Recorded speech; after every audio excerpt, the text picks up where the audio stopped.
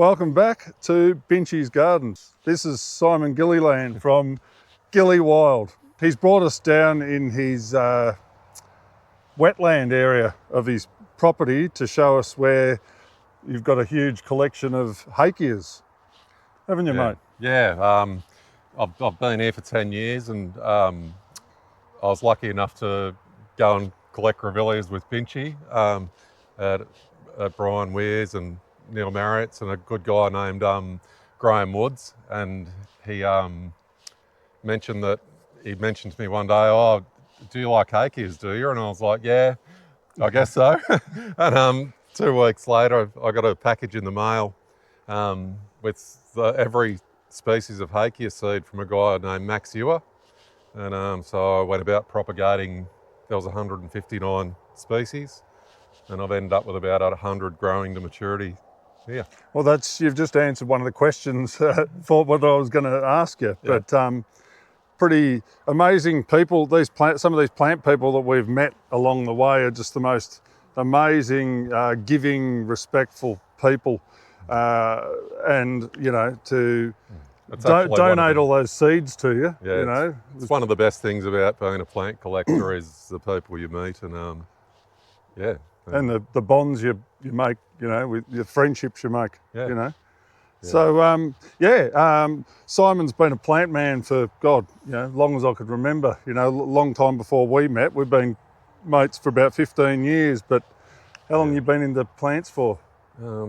Probably 25 years. Yeah, I first got into it because I used to walk through this bush track to go surfing down at Cape Paterson, and that's now a housing estate. And when the signs first went up to announce that was going to happen, I just had this overwhelming urge to find out what exactly was in there, and so I bought a few good Indigenous plant books and went about learning and started propagating what was there. Looks to me we've got the stunning pincushion Hakea here, Yeah, Simon. so this is a pretty obvious one that everyone knows about. When I got my package of seeds, I actually had 3 different forms of this, this is the weeping form, they're all from Western Australia, but this one grows naturally on winter wetland edges and a bit damper ground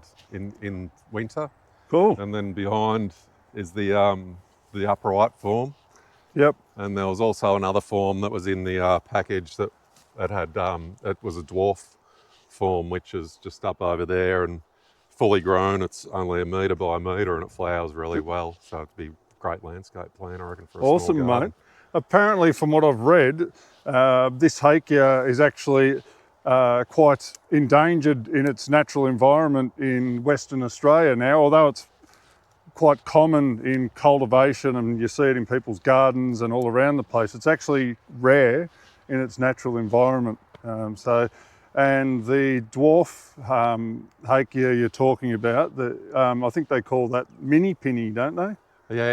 Yeah. I've seen that in nurseries and yeah, that's sometimes available in nurseries. Yeah, I've tried it before and it didn't flower that well in cultivation, but the ones that I've got here just flower profusely. Yeah. So they start off like this little, like a little. Yeah, it's a little bud with a little bud on it.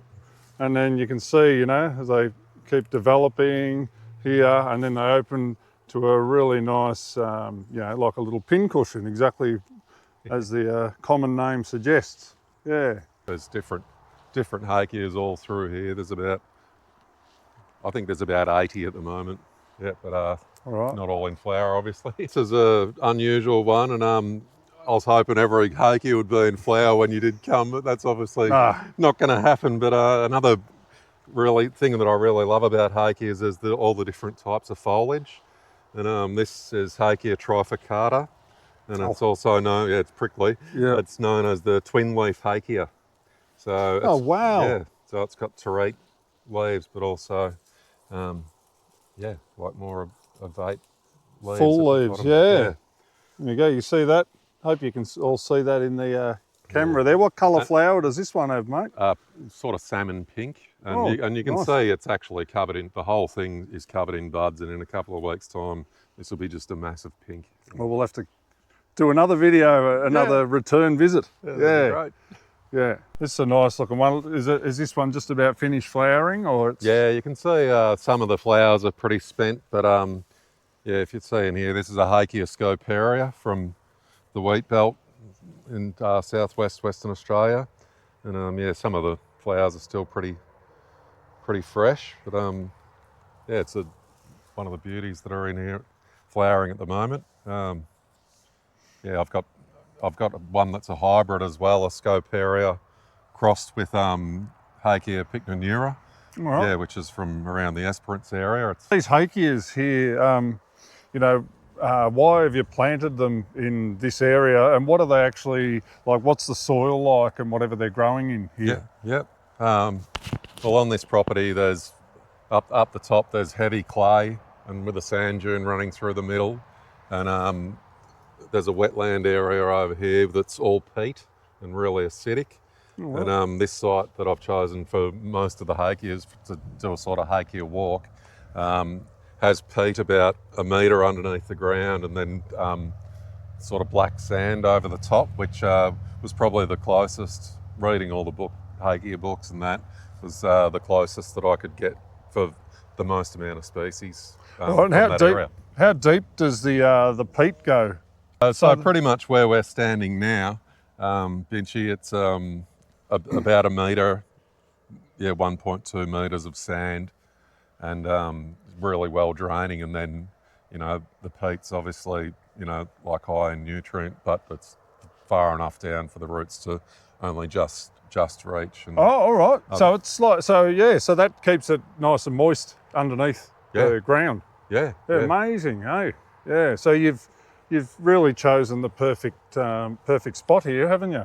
Yeah, well, You know? it seems to have, and some haven't worked at all, and so I've the ones that were from the more arid regions, yeah, I chose to plant up in my landscape sort of area, Okay. on sand. Well, we'll have a look at that another time. Yeah. I'm looking at glancing over at another Hakea you've got just over here. What can you tell us about this one, mate? Yeah, well, this one's Hakea varieties, and yeah, that's another beauty. Look, it's covered in bees, and yeah, it seems to be insect pollinated, because you don't see many birds on there, but always plenty of insects, and that's a smallish shrub that's probably good for a garden. Yeah, none of those are probably any good near a pathway or anything like that, because they're all pretty prickly. But as far as a habitat little shrub that's quite pretty, I think it's beautiful. It's really nice, mate. Yeah. But a lot of these Hakeas, although they might not be good for planting around paths and things like that, they're good screening plants. You know, you can plant around your fence line or throughout your garden. They've got plenty of good area for habitat for your local wildlife. Yeah. And yeah, they're just an all-round really special species, aren't they? And close related to grevilleas too, aren't they? Yeah. There's a bit of discussion about that going on, whether they want to change the name from grevilleas to Hakeas, or from Hakeas to grevilleas, because they're that closely related. So yeah, that's an interesting thing. They're looking at the DNA or something, the genetics of it. Yeah, that's all in the process at the moment. This one's a special Hakea. I was up at Swan Hill and visiting a really good plants man who's unfortunately no longer with us. His name's Barry Teague, and he grew this Hakea from seed and gave it to me, and I didn't have anywhere to put it at the time, so I gave it to Simon, and he's chucked it in here. So we call this the Barry Teague Hakea. But what's its botanical name? It's Hakea brownie eye, or the common name's the fan leaf Hakea, as you can see why. It's like most other Hakeas. It looks pretty lush, but it's really prickly. And the most unusual shaped leaves, aren't they? Yeah, beautiful. There's half a dozen Hakeas with a leaf shape like this. Yep. Yeah, is this one where you had some frogs or something living in here? Yeah. So I've found compared to a lot of the others, I've found brown tree frogs. Well, usually, you know, on the underside of some of these, like where it sort of cups up like that. Yeah, I've often noticed brown tree frogs sitting in here, which is... Pity we can't find one at the moment, isn't it? Yeah, it's too dry, And I guess. what colour flowers does this Hakea have? Or what? Well, they're sort of like rusty brown, yeah. And So the more of the features, the foliage, isn't it? yeah, on well, this you one? can see the remnants of the flowering, and they're quite small and in the leaf margins in there. So Yep, yep. yeah, Is this as big as it gets, or? yeah, they grow to about, well, it says 4 to 6 metres in the book, but yeah, that's Yep. about 4. So It's a whopper. yeah, Yeah. yeah. So is this the hybrid to the other? What was the name? Oh, of it? the Hakea scoparia. Yeah, this is a naturally occurring hybrid. Yeah, in the Esperance to Norseman region. Yeah, and it's a Pycnonura scoparia cross. Wow. And it's a natural hybrid. Yeah. In the wild. Yeah, look at the flowers. They're Yeah. amazing. So beautiful. Because it's a hybrid, does this one flower for much longer than the straight Well, it species? definitely seems to. Yeah, like you can see, it's just more profuse in its flower. Yeah. I guess, just because that's probably a genetically stronger plant because of the cross. Yep. Amazing, hey? Yeah. It's a beauty. Yeah, it's probably my favourite. Slightly Well, I different. shouldn't say that. It's one of my favourites. Slightly different flower colour as well to the other one. Yeah. Yeah. This one's a Hakea sericea, is it, mate? Yeah, Binchy. Yeah, so that's, yeah, there's a pink coloured form and the white coloured form, and Yep. yeah, it grows through eastern Australia, and up at the Prom you see lots of Hakea sericea, and up the East Gippsland and that sort of And thing. they all vary slightly in appearance, don't they? Yeah. Size and shape and Yeah, but Yeah. as far as being one of the prickliest plants you could possibly want to have in your garden, that's beautiful. And another feature of Hakeas are the difference in the nuts. You know, yeah, they're almost all different. They're all got the same shape. They're like a double chamber that splits open, and there's seeds in both sides. But yeah, you could do a whole video just on the nuts of the Hakeas. it's all right. So how would people obviously propagate some Hakea seeds? Yeah. What would be one of the easiest sort of methods for someone to at home for our viewers to try and propagate some of these type of Hakeas? Yeah, well, pretty much like some of the Hakeas don't shed their seed after they drop. And a lot of them do. Like, so if they go through adverse conditions or fire, then all the seeds will pop. So they need like the heat from a bushfire that goes through to open the seed capsule and that's expose the seed. Yeah. Yeah, and different plants in the species need different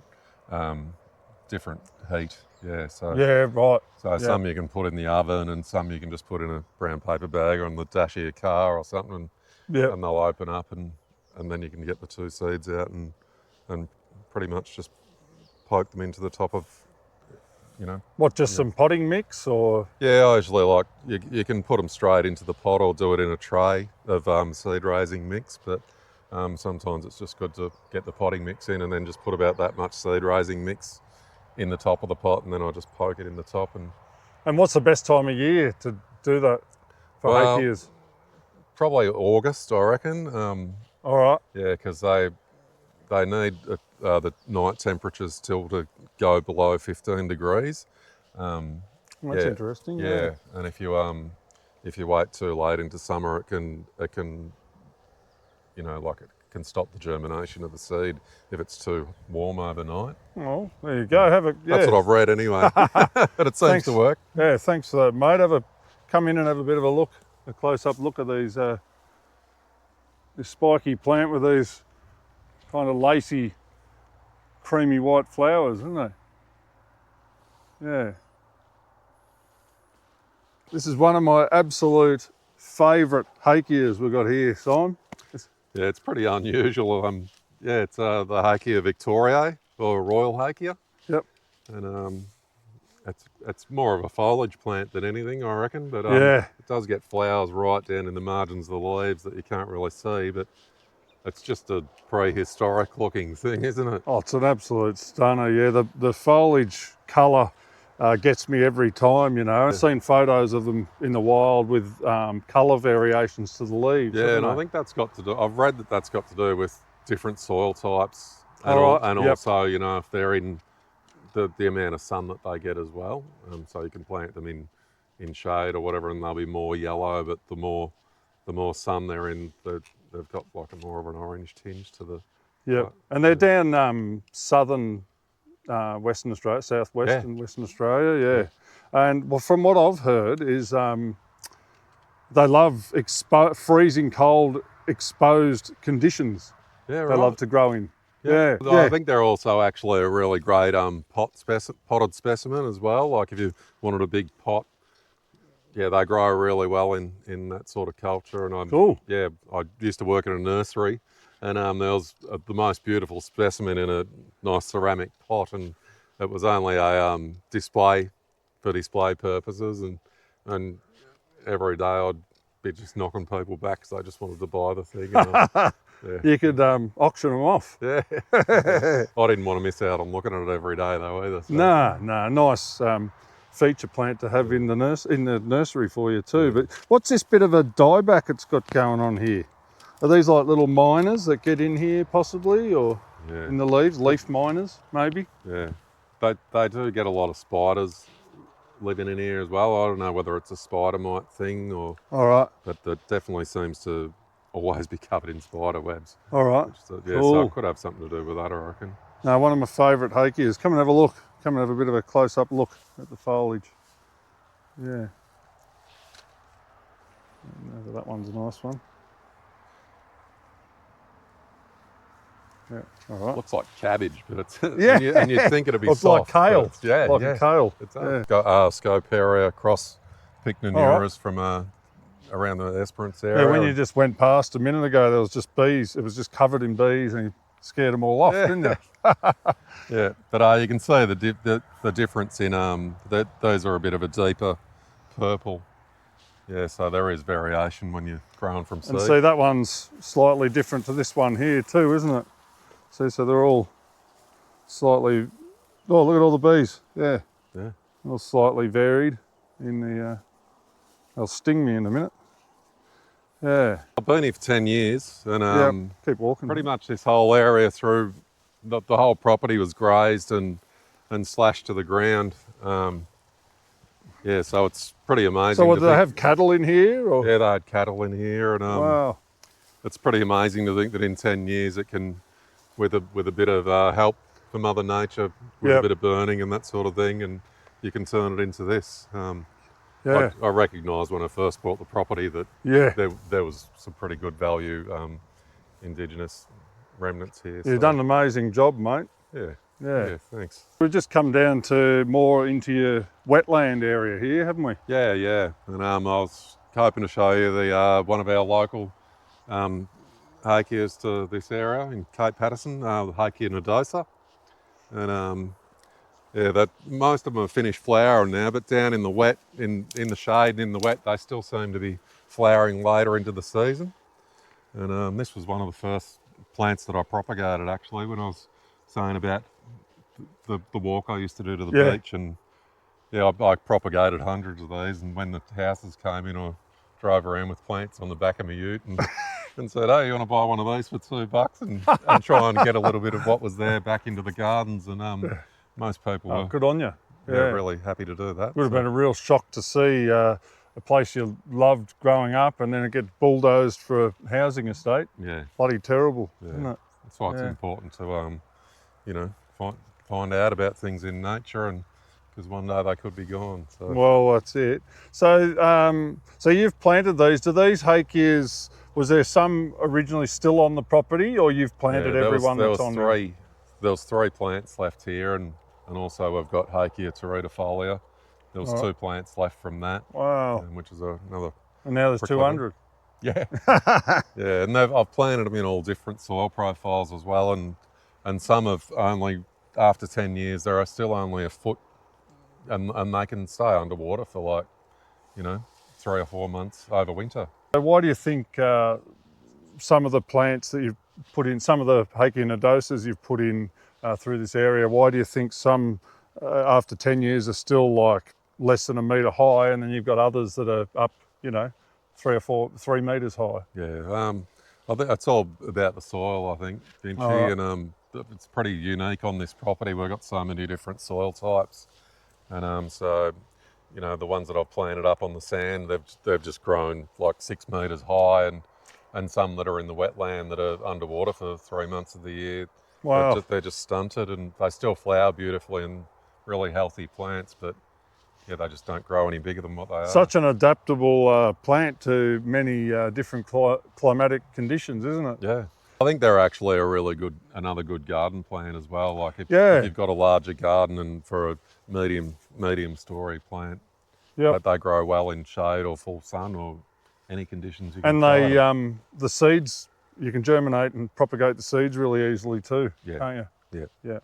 We're right down in a low area of your wetland here, aren't we? Yeah, so it's pretty much a peat bog here. Yep. Yeah, and that gets inundated for, up to 4-5 months of the year. So this all fills up with water in here. Yeah, Yeah. yeah. And these are your Hakea nodosa. So you planted these down here? Yeah. Yeah. And at about 10 years ago, and they've really dwarfed or stunted the growth, haven't they? Yeah, I was pretty amazed that they survived, and they're actually pretty much thriving here, comparative to some of the ones up on the sand that are 6 metres tall. And these ones are the same age, and I think this is as big as they're going to get. Yeah. Have any been self-seeding off these? Yeah. Yeah, right. So you've built up your own little, Yeah, its own colony pretty much. yeah, your own little colony. Yeah. Yeah. Yeah. That's amazing, mate. Yeah, so there's been a few success stories, and this has Yeah. been one of the good ones as far as introducing something that, originally would have been here is now here. So Well, it just goes to show you what you can achieve, when revegetating an area and all that type of thing. It's pretty fantastic, mate. It's great to see, you know. Thanks, mate. Yeah, you've done a great job. That's it for today. Don't forget to like, subscribe and comment Vinci's Garden on YouTube, and check out Gilly Wild on Instagram. He's got a lot of underwater content on there at the moment, haven't you? Yeah, yeah. I've been a gardener with you for years and chased all the plants and that sort of thing, and I've just rekindled my love for underwater plants as well. So that's what I've been trying to explore on that. Are you going to create your own gardening page one day, maybe? Yeah, I probably shouldn't I? Yeah, you can join along with me. So yeah. Anyway, thanks for having us here today, mate, and we'll catch you again shortly. Thanks, Pinchy. Yep. Cheers.